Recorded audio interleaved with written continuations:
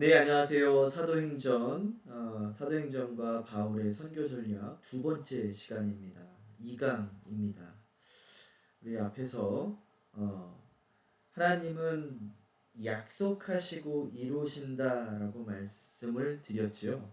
성령도 내가 약속하고 주겠다라고 이야기를 합니다. 아, 그 약속과 성취 이루시는 그 중간에 예표라고 하는 것들이 있어요. 미리 뭔가를 보여주시는 것들이 있지요. 그러한 약속들이 다 이루어지는데 이 오순절은 성령을 주겠다라고만 약속을 한 게 아니라 내가 언제 시간까지도 이야기를 하셨어요. 그 시간은 몇 월 며칠은 이야기하셨는데 연도수는 이야기하지 않았습니다. 자, 이제 언제 그 시간은 언제 약속해 주셨는지를 한번 들어가 보겠습니다. 사도행전 2장 1절을 보면 이렇게 말씀을 하십니다. 오순절 날이 이미 이름에 그들이 다 같이 한 곳에 모였더니 오순절날 하나님께서 성령을 부어 주셨습니다. 이 오순절이라는 게 무슨 말이냐? 하나님께서는 이스라엘 사람들에게 절기를 주셨습니다. 이것은 유대 사람들의 절기가 아니에요. 그리고 히브리 사람들의 절기가 아니고 여호와의 절기다라고 이야기를 합니다. 그 여호와의 절기는 첫 번째 절기가 유월절, 두 번째 절기가 무교절, 그 다음에 세 번째 절기가 초실절, 초곡절, 그리고 네 번째가 오순절, 다섯 번째가 나팔절, 그 다음에 여섯 번째가 대속제일, 그 다음에 일곱 번째가 장막절입니다.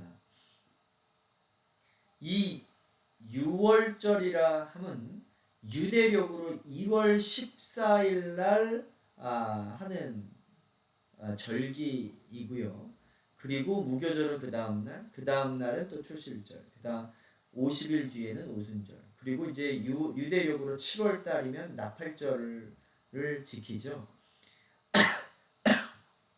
지금 현재로 따지면 1월 달, 우리가 보통 초실절이 부활절이라고 이야기를 하는데 이 부활절은 보통 우리가 3월 말이나 4월 달에 행사를 치릅니다. 보통 지금 그레고리안 캘린더 우리가 쓰고 있는 현재 달력하고는 약 한 3개월 정도가 차이가 납니다. 이 6월절이라고 하는 것은 하나님께서 모세를 통해서 이스라엘 사람들을 애굽에서 데리고 나오죠. 그리고 마지막 그 disaster 그 재앙을 주는데 첫째 아들들은 동물들까지도 첫째들은 다 죽이리라. 문 지방에 양의 피를 바르지 않으면 내가 다 첫째 장자들을 죽이리라 하나님께서 약속을 하십니다. 그 어린 양의 피를 문지방에 바르죠. 어린 양은 예수의 피를 상징합니다. 그리고 문지방에 바르게 되면 이 폼이 형태가 위에 문지방 밑에 문지방을 이렇게 바르다 보면 이게 무슨 형태가 되어지죠? 십자가의 모양이 되어집니다. 그래서 6월절은 예수님께서 십자가에 달려 돌아가실 것을 미리 예견하시고 약속하시고 예표로서 모세를 통하여서 보여주고 있는 겁니다. 이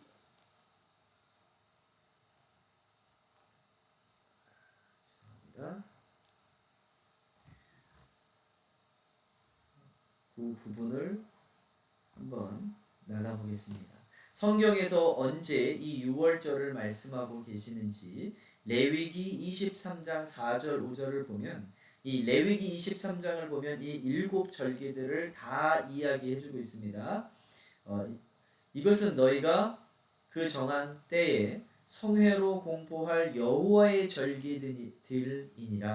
마태복음에 유대인의 절기다라는 말들이 나와요. 그것은 유대인들을 비꼬게 하는 말, 비꼬면서 하는 이야기입니다. 이건 분명히 여호와 하나님이 만들어 놓은 절기다라고 말씀을 하고 계시지, 유대인만의 달력이고 절기다라고 말씀하지 않습니다.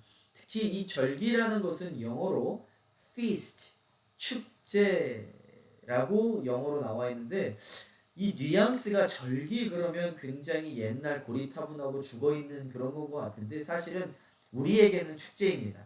하나님에게는 아들을 죽여서 백성들을 살리겠다라고 하는 내용인데, 하나님 편에서는 참 슬픈 내용이기도 하지만 우리 편에서는 예수님께서 죽어있는 우리를 살리는 그러한 것이기 때문에 이것들은 우리에게 축제입니다. 그래서 저는 이왕이면 여호와의 일곱 축제라고 말을 하고 싶습니다. 그리고 이제 아까 전에 제가 말씀드렸듯이 그 피를 문지방에 바르라라고 하는 것은 십자가의 모양을 그려놓고 예수의 십자가를 상징을 합니다. 그래서 이 모든 것들이 다 예수님의 유월절은 십자가를 상징하고, 무교절은 예수님의 죽으심, 무덤으로 들어가고 그리고 지옥으로 들어간다라는 것을 상징해 주시는 겁니다. 초곡절은 부활절, 예수님께서 부활하시는 것. 예수님께서 지옥으로 들어가셨느냐? 고린도후서 5장 21절에 보면 하나님이 죄를 알지도 못하신 이를 우리를 대신하여 죄로 삼으신 것은 우리로 하여금 이 안에서 하나님의 의가 되게 하려 하십니다. 하나님께서 예수님을 인간의 몸에다가 집어넣으셨어요. 죄의 몸 속으로 집어넣으셨는데, 그것뿐만 아니라 더 나아가서 그냥 죄로 삼으셨대요. 여러분, 우리가 죄를 지었고 창세기 2장의 정령, 이 선악과를 닮은 정령 죽으리라, 진짜 죽을 것이다 라고 말씀을 하셨는데, 이 진짜 죽는다라는 의미가 육체의 의미만 이야기하는 겁니까? 절대 그렇지 않습니다. 죄 있는 사람들은 어디로 가야 되냐? 지옥으로 가야 돼요. 그러면 지옥으로 가지 않았다라고, 예수님께서 지옥으로 가지 않았다라고 말씀하시는 분들이 있어요. 예수님께서 우리를 대신해서 죄를 짊어지시기 위해서 오셨어요.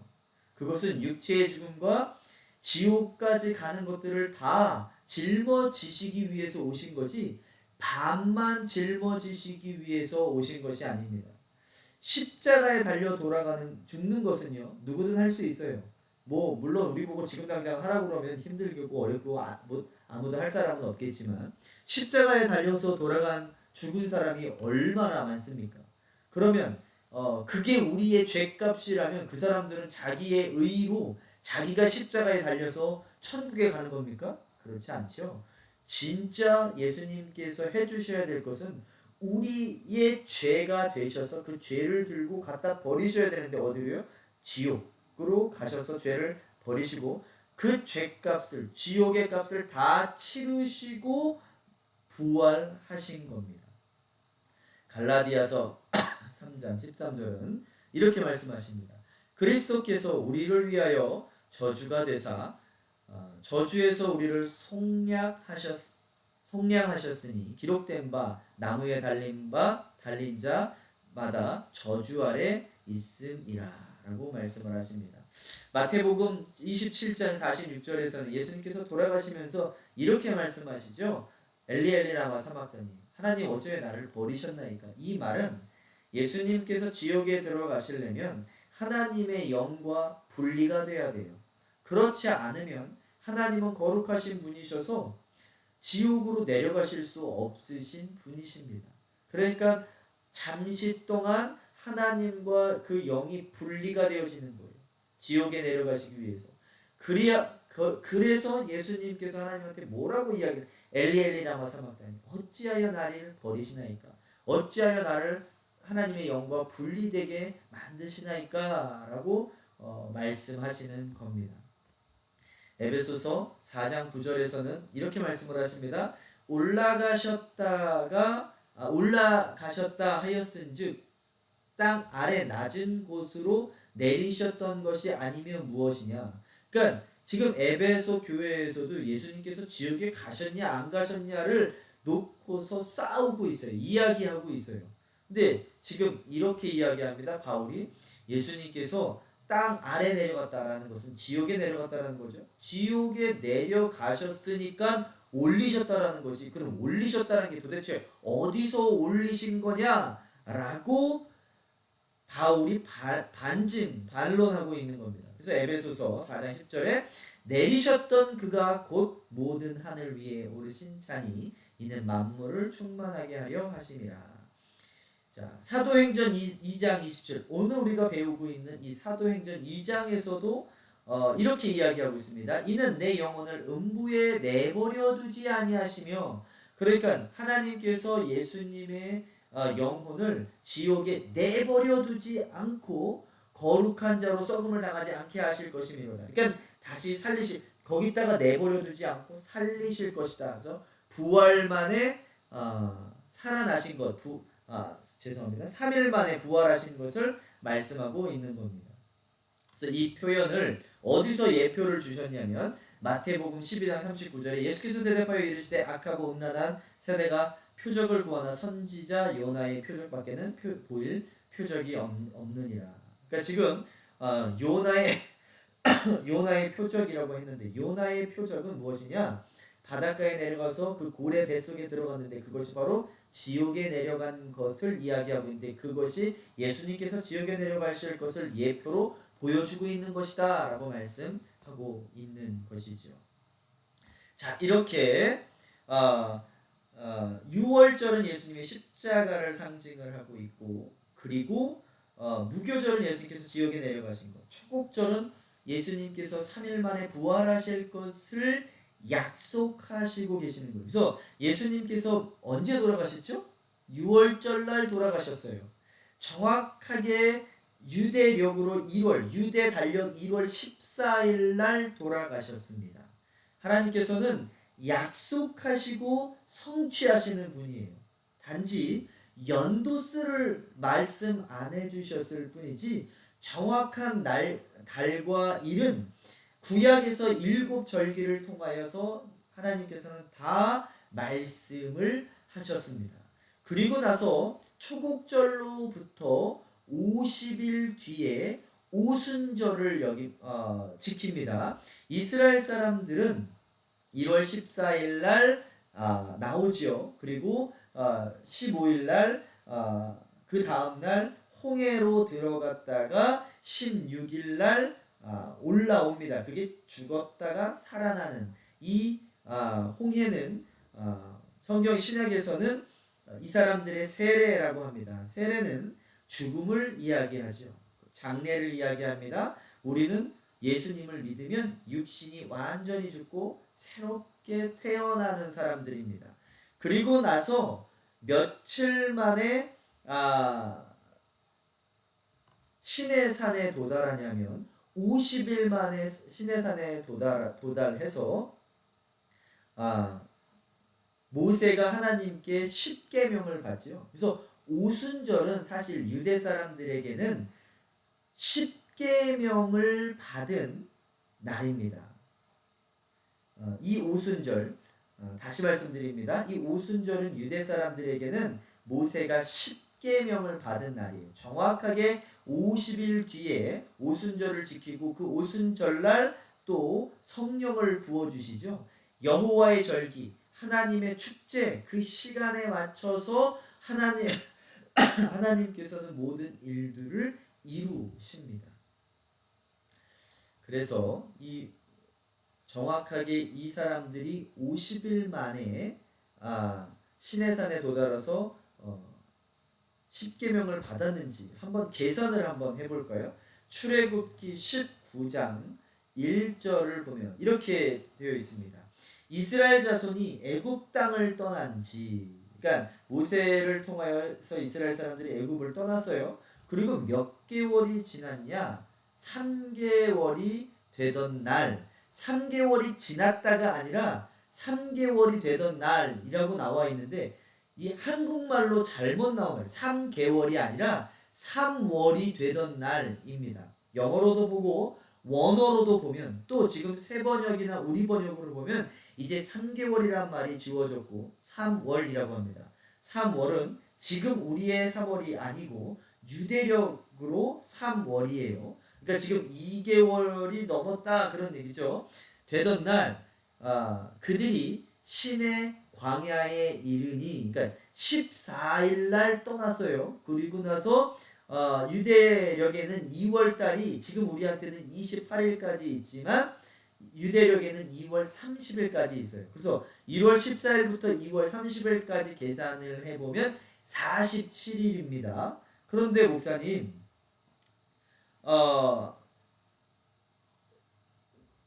10계명을 받았던 날이 오순절이 50일이라며요. 그러면 3일은 어디 있나요? 3일을 한번 찾아보겠습니다. 출애굽기 19장 11절에 보면 준비하게 하여 셋째 날을 기다리게 하라. 그러니까 도착해서 첫째 날, 둘째 날, 셋째 날을 기다리게 하라는 겁니다. 이는 셋째 날에 여호와가 온 백성의 목전에서 시내산에 강림할 것이니라. 거기서 10계명을 받고 거기서 사인을 하지요. 너희들 나의 제사장 나라가 되어질래. 출애굽기에서 가장 중요한 것은 19장과 24장을 보면 하나님께서 이스라엘 사람들을 불러서 10계명을 주시면서 사인하라고 합니다. 너희들 나랑 계약 맺을래? 어떠한 계약이냐? 제사장 나라가 되어질래? 라고 묻습니다. 그래서 19장 24장에 보면 네 될게요 라고 대답을 하죠. 그러면 너희들 여기다 사인해 하고서 10계명에 사인을 합니다. 그 날이 어떠한 날이냐? 바로 오순절이에요. 근데 지금 우리한테는 이 오순절이 10계명을 받은 날이 아니라 10계명으로는 너희 안 되잖아. 이 10계명을 왜 주셨냐? 하나님께서는 우리가 죄를 짓고 나서 거룩해질 수가 없죠. 그래서 너희들 스스로 한번 거룩해져 볼래? 라고 해서 준 게 10계명이에요. 그 10계명 다 지켜서 너희들 스스로 거룩해져서 나한테 한번 와봐 라고 말씀을 하신 건데 이 세상에 누가 10계명을 다 지키는 사람이 있던가요? 없지요. 그 10계명으로는 우리가 거룩해질 수 없다라는 것을 증명해 주는 거예요. 너희들 스스로는 할 수 없어. 그러니 이제 내가 내 아들을 보내줘서 내 아들의 피로 너희들을 구원해서 나한테로 다시 데리고 올게 라고 하시는 날, 그 날이 바로 오순절입니다. 그 오순절은 첫 번째는 뭐였다고요? 10계명 받은 날. 우리의 의로 하나님께 거룩해져서 하나님께로. 왜 거룩해져야지 하나님께로 갈 수 있죠? 하나님은 거룩한 분이시니까. 우리가 죄를 지었기 때문에 하나님과 분리되었죠. 그러니까 이 죄를 없애야 돼요.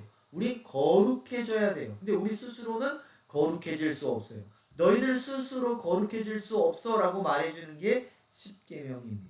근데 이제 더 이상 10계명이 아닌 성령의 법을 너희에게 주겠다. 그래서 오순절날 정확하게 예수님께서 부활하시고 50일 뒤에 성령을 부어주시죠. 그날이 바로 오순절입니다. 그 여호와의 절기 축제에 맞춰서 6월절에 돌아가시고 그 다음에 지옥에 내려가시고 부활하시고 50일 뒤에 오순절날 성령을 부어주시는 거죠. 자, 그래서 이제 셋째 번째 되는 날, 셋째 날을 기다리게 하라. 이는 셋째 날에 나 여호와가 온 백성의 목전에서 시내산에 광림할 것이니. 그래서 이날 사인을 합니다. 십계명에 내가 우리가 하나님의 제사장 나라가 되어질게요. 여러분 제사장의 역할은 무엇이죠? 하나님과 사람을 연결시켜 주는 겁니다. 제사장은 사람을 대표해서 하나님께 나아가는 거예요. 선지자는 하나님을 대표해서 사람에게 나아가는 거예요. 그래서 선지자의 역할과 제사장의 역할은 완전 다릅니다. 제사장의 역할은 뭐라고요? 하나님과 사람을 연결시켜 주는 게 제사장입니다. 그러면 제사장 나라의 역할은 무엇인가요? 하나님을 믿지 않는 나라와 하나님을 연결시켜 주는 게 제사장 나라예요. 그런데 이스라엘 사람들은 그 제사장 나라를 완전 잘못 이해했어요. 우리만 선택받은 사람이야. 우리만 하나님께로 나아갈 수 있는 사람이야. 잘못 생각하고 이방 사람들은 무시하고 천대하고 그들에겐 복음을 전하지 않고 그들에겐 하나님도 전하지 않고 예수님도 전하지 않는 게 유대 사람. 성경 하나님의 말씀을 완전 잘못 이해하고 있는 겁니다. 근데 우리는 그렇다면 우리는 하나님의 제사장으로서 잘 이해하고 있나요? 우리는 안 믿는 사람들과 하나님을 잘 연결시켜주고 있나요? 우리는 첫 번째 가족부터 내 남편과 아내와 또 우리의 자녀들부터 하나님하고 잘 연결시켜 주시기를 바랍니다. 자, 이렇게 이스라엘 자손이 애굽 땅을 떠난 지 3개월이 되던 날, 3월이 되던 날 그들이 시내 광야에 이르니 그리고 3일째 그리고 도착하고 3일째 되던 날 총 50일이죠. 그때 받습니다. 10계명을 받지요. 그리고 어떻게 받냐? 24장 16절에 보면 여호와의 영광이 시내산 위에 머무르고 구름이 엿새 동안 산을 가리더니 일곱째 날에 여호와께서 구름 가운데 모세를 부르시니라.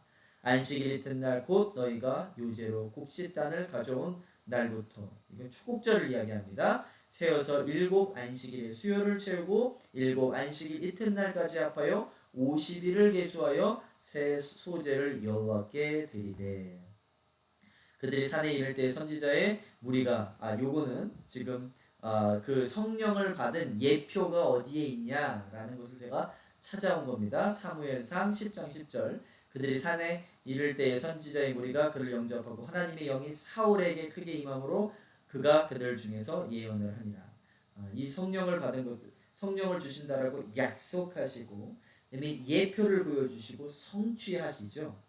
그 예표를 이 사무엘에게서 보여주신 겁니다. 하나님은 무언가를 약속하실 때 시간까지도 정확하게 말씀하셨어요. 단지 연도수는 말씀을 하지 않으셨지만 그 월과 일을 얘기해 주시고 그 약속대로 정확하게 지키시는 분이 바로 하나님이십니다. 근데 여기서 조금만 더 나가게 되면 이제 이단이 되는 거예요. 이단들이 이제 자기가 하나님 자리에 앉으려고 몇 년까지 이야기를 하면서 하나님께서 예수님께서 다시 오실 것이다 이러면 이단이 되는 거예요. 그런데 아무리 그들이 그렇게 이야기를 해도 넘어가지 말아야 될 것은 그 사람이 예수로서 성취한 게 없어요. 예수님의 재림은 어떻게 오신다고요? 사람을 통해서? 아니죠. 구름 타고 오신다고 했죠. 그러니까 그 사람들이 구름 타고 오지 않았기 때문에 하늘에서 내려오지 않았기 때문에 진짜 예수가 아닙니다. 그들은 이단으로 남겨지는 겁니다. 자, 그래서 사도행전 1장 4절에 보면 떠나지 말고 아버지의 약속하신 것을 기다리라 라고 이야기를 하죠. 자, 특별히 그 오순절날 성령을 부어주신 건 약속하신 것도 있지만 중요한 것은 이스라엘 사람들이 500년 전부터 700년 예수님 오시기 700년 전에는 BC 722년에 북이스라엘이 아수르를 통해서 멸망을 당하죠. 그러면서 이 사람들이 그 나라에 살지 못하고 뿔뿔이 흩어져서 살기 시작합니다. 그리고 남유다는 BC 586년도 때 바벨론에 의해서 멸망을 당해서 모든 사람들이 바벨론으로 움직여지죠.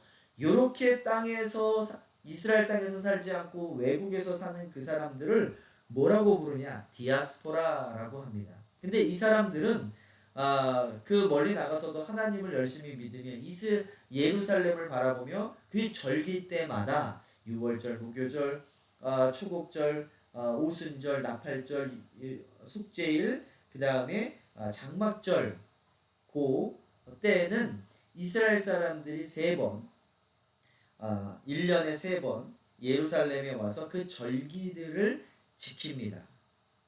바로 그때 오순절날에도 많은 사람, 디아스포라, 외국에 살고 있는 이스라엘, 퍼져 살고 있는 이스라엘 사람들이 이제 예루살렘으로 와서 절기를 지켜요. 그때 하나님께서 120문 마가다락방에 모여서 기도하고 있는 그 120문도에게 성령을 부어 주시죠. 그리고서 이제 언어를 방언을 받지요. 성령을 받으면서 방언을 받아요. 다른 나라 언어들을 하기 시작합니다. 그래서 그때 복음을 전하는 거예요. 오순절날 특별히 주셨던 이유는 약속하신 이유도 있지만, 두 번째는 디아스포라, 멀리 퍼져 있었던 사람들이 예루살렘으로 와서 복음을 들어야 되기 때문에 오순절에 성령을 부어 주십니다. 그리고 각 나라 방언으로 복음을 말하면서 기도를 하기 시작하면서 그들이 복음을 듣고 각 나라로 흩어져서 그 복음을 또 퍼뜨리기 시작하죠. 그래서 성령을 받으면, 사도행전 1장 8절에 성령을 받으면 사마리아와 땅끝까지 복음을 전한다라고 말씀하시는 게 바로 이 말씀입니다. 그래서 4절, 그들이 다 성령의 충만함을 받고 성령이 말하게 하심을 따라 다른 언어들로 말하기를 시작하니라. 그래서 5절에 보면 그때 경건한 유대인들이 천하각국으로부터 와서 예루살렘에 머물러 있더니, 왜 각국으로부터 와 있었다고요? 디아스포라, 이스라엘 사람들, 멀리 퍼져 있었던 사람들이 그 절기를 지키기 위해서, 여호와의 절기를 지키기 위하여서 예루살렘에 와 있었던 거죠. 그래서 지금 5절이 바로 그 말씀입니다. 6절입니다. 이 소리가 나매 큰 무리가 모여 각각 자기의 방언으로 제자들이 말하는 것을 듣고 소동하여 라고 말씀을 하십니다. 자, 이제 성령을 받아서 사람이 회복이 되었어요. 우리는 제일 처음에 창세기 2장에 하나님께서 우리를 만드시고 우리에게 무엇을 넣으셨다고요? 호흡, 생길. 그게 원어로 니스멧이라고 하는데 뜻이 뭐라고 말씀드렸죠?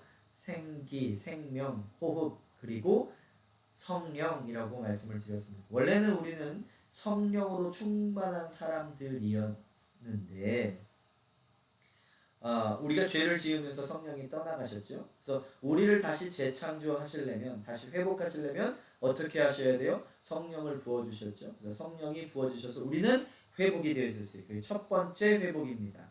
사람의 회복. 두 번째는요, 성령을 부어주시면서 언어의 회복이 있습니다. 여러분, 이 언어는요 굉장히 중요해요. 특히 남자들의 거친 말을 하고 집안에서 욕하고, 성령 받은 사람들은 절대 거친 말을 하지 아니하고 욕하지 아니하고 남을 나쁘게 이야기하지 아니하고 부정적인 이야기를 하지 않습니다. 항상 좋은 말을 하며 칭찬하며 위로하며 격려하는 언어를 합니다.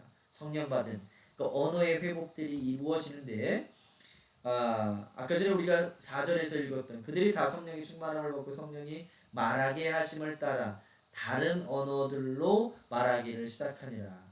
이 말은 왜 회복이 되어졌냐면, 한때 우리의 말이 하나였었다가 나눠진 적이 있죠. 그게 언제죠? 창세기 11장 7절 9절입니다.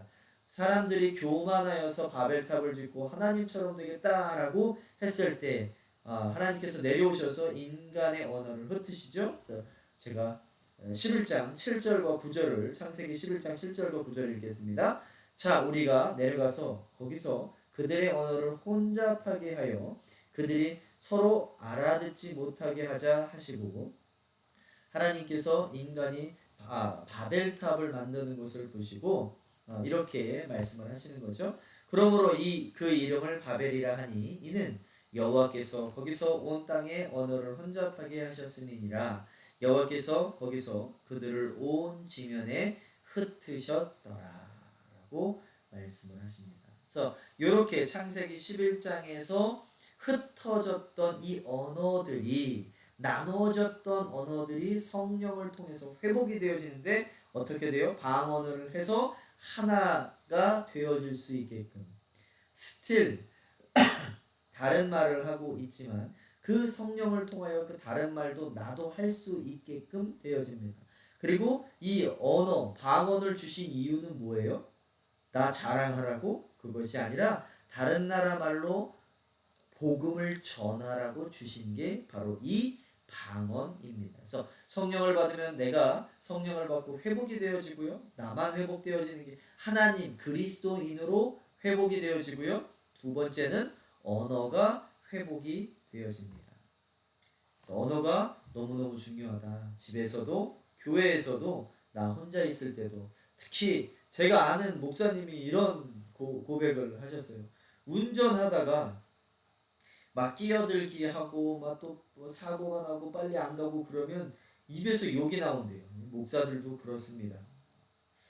우리는 성령을 받아서 회복이 되어지기를 간절히 축원합니다. 자, 그리고 세 번째는 성령을 통해서 회복이 되어지는 게 나 자신이 회복되어지는 것도 있고요. 언어가 회복, 언어는 아주 중요한 것이라 말씀을 드렸습니다. 잠언에서도 전도서에서도 이 혀가 언어가 중요하다고 말씀을 하고 있죠. 그리고 이제 사람의 숫자, 천국은 하나님이 정하신 숫자가 채워져야지 이제 닫히고 예수님께서 오시면 이 숫자가 굉장히 중요해요. 성령을 받으니까 사람의 숫자가 회복이 되어지는데 어떻게 회복되어지냐? 사도행전 2장 41절을 보면 이렇게 말씀을 하십니다. 그 말을 받은 사람들은 세례를 받음에 이 날에 신도의 수가 3,000이나 더하더라. 왜 특별히 성령을 붓고 첫 번째 막 능력과 기적이 일어나고 했을 때 3,000명이 믿고 회심을 했을까요? 세례를 받고 예수님을 믿기 시작했을까요? 이 3,000이라는 숫자는 어떠한 숫자냐면 이스라엘 사람들이 애굽에서 나와서 50일 만에 도착한 게 이제 47일 만에 도착한 게 시내산이에요. 근데 그곳에서 모세가 올라가서 10계명을 받습니다. 너희들 제사장 나라가 될래? 라고 물어보니까 네, 할게요. 그럼 내가 10계명 줄게. 이거 지켜야 돼. 그리고서 여기다 사인하자 이렇게 말씀을 하셨죠. 그리고 그렇게 10계명을 받는 동안에 이스라엘 사람들은 밑에서 뭐 하고 있었죠? 아니 모세가 안 보인다. 그리고 하나님이 어디 계시냐? 또 우리는 하나님을 보고 싶은데 우리를 이끌어낸 하나님을 형상을 만들자. 그래서 뭘 만들어요? 뭐 금, 부치, 뭐 귀걸이, 목걸이, 뭐 반지 이런 금부치들을 다 모아서 황금 송아지를 만들죠. 그리고 거기서 절을 하고 있습니다. 그때 하나님께서 내려가서 사람들을 쳐 죽인 게 몇 명이었냐? 3,000명이었습니다.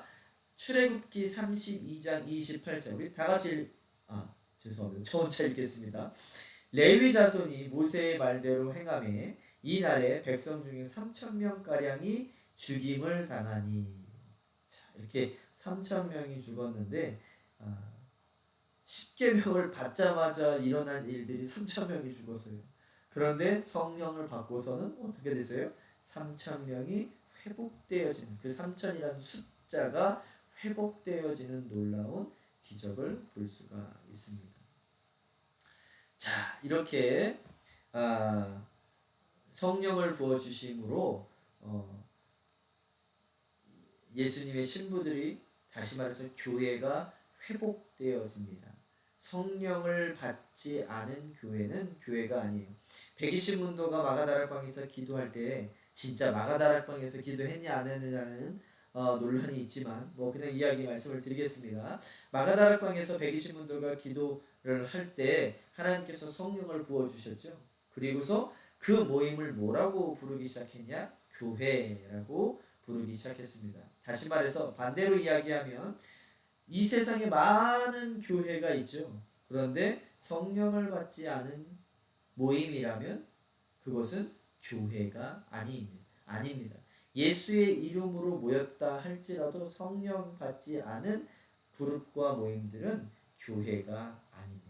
그래서 교회 성령이 식고 성령이 떨어지고 하면 어떠한 일들이 일어나면 교인들이 서로 싸우고 다투고 깨어지고 나눠지는 일들이 일어나는 겁니다. 성령이 아주 중요하죠.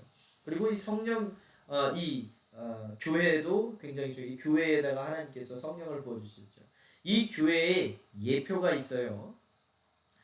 성경은 약속과 예표와 성취로 이루어져 있다라고 했죠. 이 교회를 내가 만들어 줄게라고 약속을 해주시고서 이 교회도요 예표들이 있는데 과거에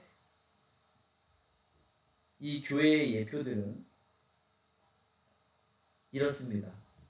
교회라는 곳은 하나님이 임재하는 곳, 하나님의 성령이 계신 곳, 하나님이 임재하는 곳, 안전한 곳, 사람들이 구원받는 곳이 교회입니다. 다시 말씀드립니다. 교회는 하나님이 임재하는 곳, 성령이 임재하는 곳, 그리고 안전한 곳, 그리고 다른 사람들도 구원받는 곳이 교회입니다. 그러면 예전에 구약에서 교회를 예표하던 곳이 어떠한 곳이었을까요?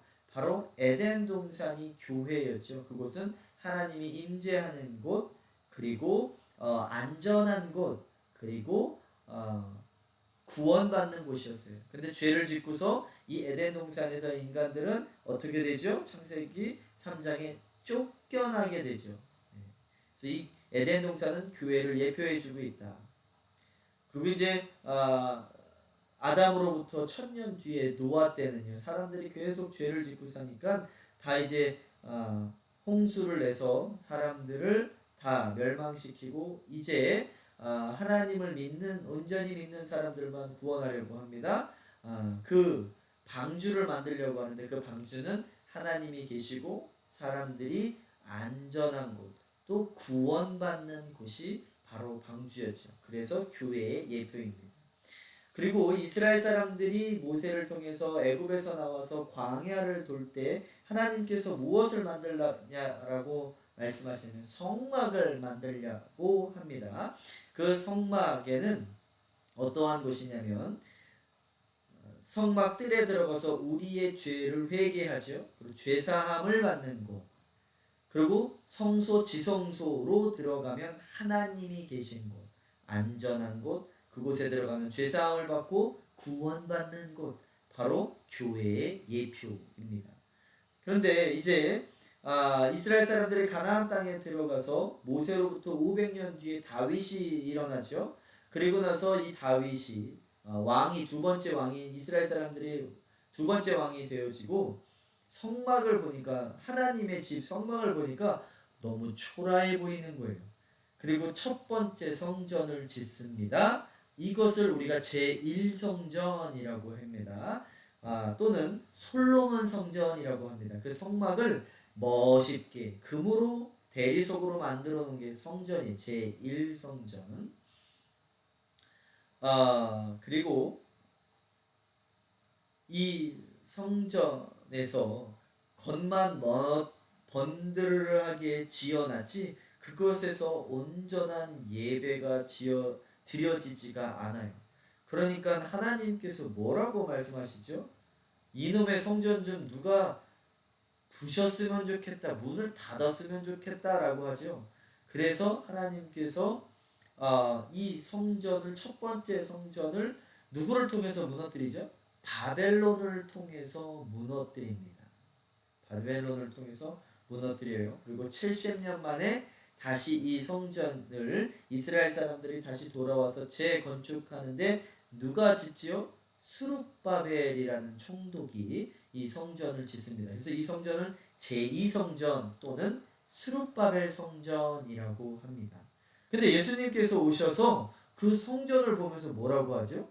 이 성전 좀 무너뜨려 봐라. 내가 3일 만에 이 성전을 다시 짓겠다. 그런데 그 3일 만에 다시 짓겠다라는 것은 무엇을 상징한다고 성경에 나와 있죠? 예수님께서 3일 만에 부활하실 것을 상징하고 있다. 말씀하고 있는 것이다. 그러니까 지금 여태까지 방주, 에덴 동산 방주, 성막, 성전들은 무엇을 예표하고 있었던 거예요?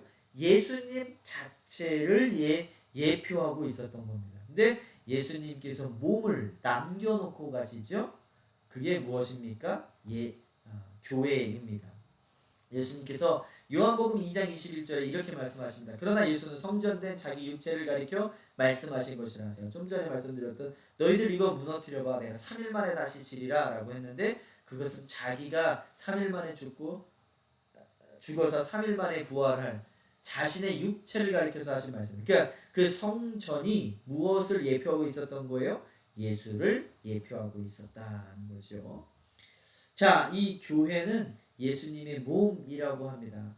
예수님께서 남겨두고 가신 자신의 몸을 남겨놓고 간 것이 바로 교회라고 하는, 교회가 얼마나 중요한지 여러분들은 아셔야 됩니다. 절대 교회를 깨뜨리거나 혹여 내가 이 교회에서 시험 들고 목사님한테 시험 들고 장로님한테 시험 들고 이왕이면 안 들면 좋겠지만 또 그럴 때도 있어요. 교회를 떠날 때도 있어요. 그래 될 때면 조용히 그냥 혼자서 떠나시는 게 좋지. 혹여 패를 지어서 그룹을 지어서 교회를 깨뜨리고 나가서 한다? 하나님께서는 좋아하지 않습니다. 왜냐하면 그리스도의 몸이기 때문에 그래요. 에베소서 4장 12절에 이는 성도를 온전하게 하여 봉사의 일을 하게 하며 그리스도의 몸을, 교회를 말씀하고 있죠. 세우려 하심이니라. 교회는 그의 몸이니라. 에베소서 1장 23절에 말씀하고 계십니다. 자, 이 교회는 그러면 어디서 나왔다고요? 예수님께서 죽으시면서 만들어 놓은, 예수님께서 십자가에 피 흘려서 돌아가시면서 만들어 놓은 게 바로 교회다. 교회와 그리스도에 대해서 잠깐 설명을 해드리겠습니다.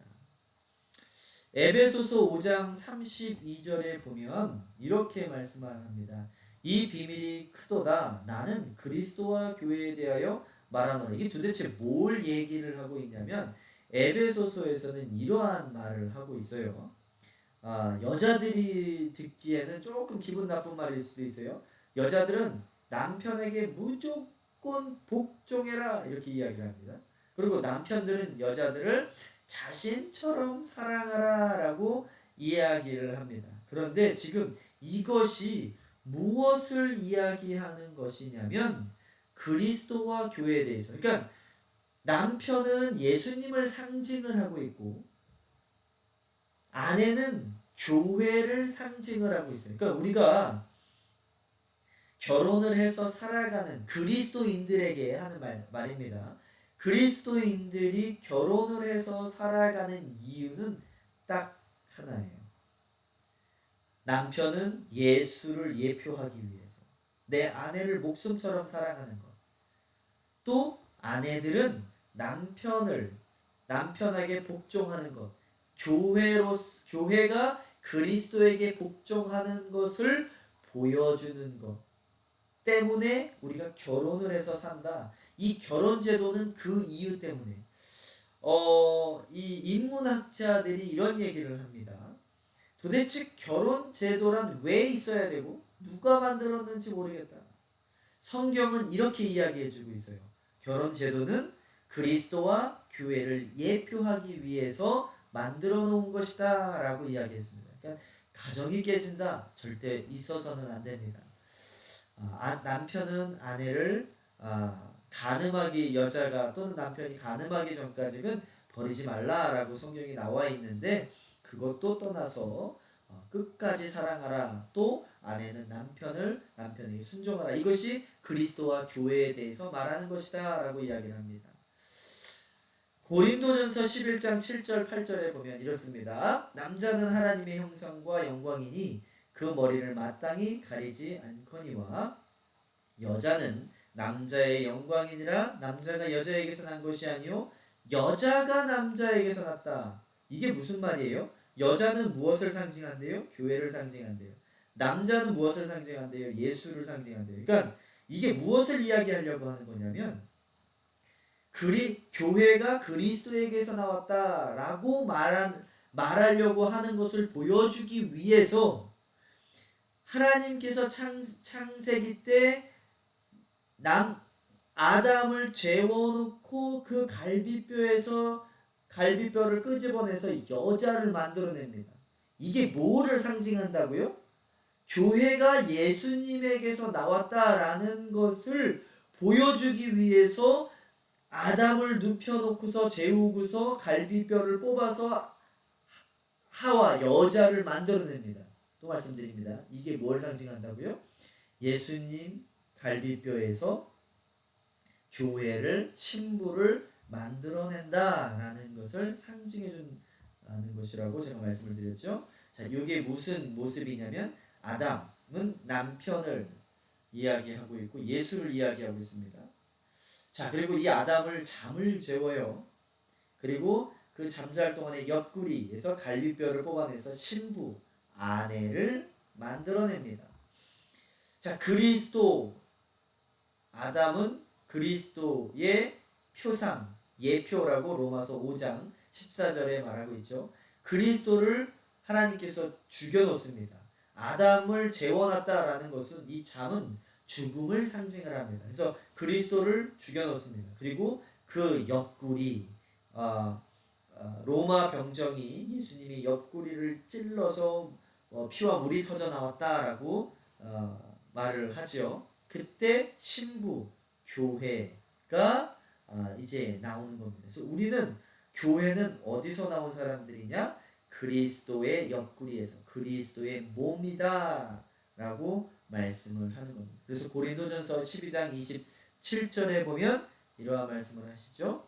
너희는 그리스도의 몸이요 지체의 각 부분이라.